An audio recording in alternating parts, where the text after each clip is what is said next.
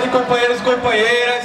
Eu me chamo Yuri, sou membro do coletivo organizado de hip hop Nova Tropa de Zumbi, né?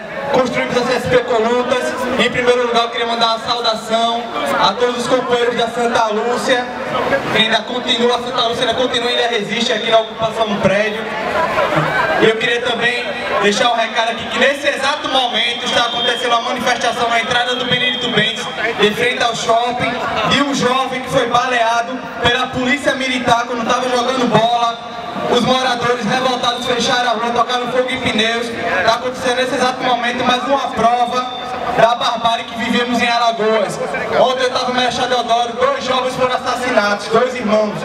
E esses crimes vão ficar impunes, porque são jovens negros da periferia de Alagoas. E nem o governo Dilma, e nem o governo Del tem preocupação nenhuma em resolver esse problema.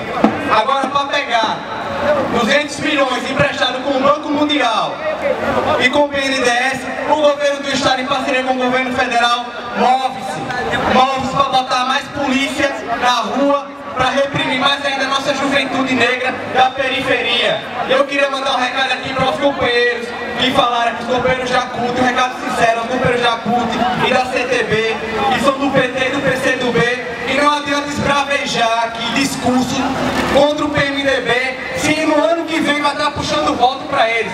No ano que vem a juventude da UJS vai estar no Rio de Janeiro puxando voto por Sérgio Cabral, como puxou na última eleição. Não adianta o PT vir aqui falar do PMDB, falar de Renan, falar de fulaninho, se nossa nota pelo site oficial do partido dizendo que o PMDB é o aliado principal do PT nesse governo. Não adianta esbravejar discurso aqui de ódio, não, se está com o rabo preso. Não adianta invadir essa casa ou ameaçar invadir essa casa que está aqui para falar de corrupção, se a gente sabe que vamos manter o rabo preso aqui. E tem parlamentar dos partidos que estão pedindo a CPI que não assinou o documento. Não adianta, a periferia não engole mais esse discurso, e a periferia está na rua com os trabalhadores de forma independente.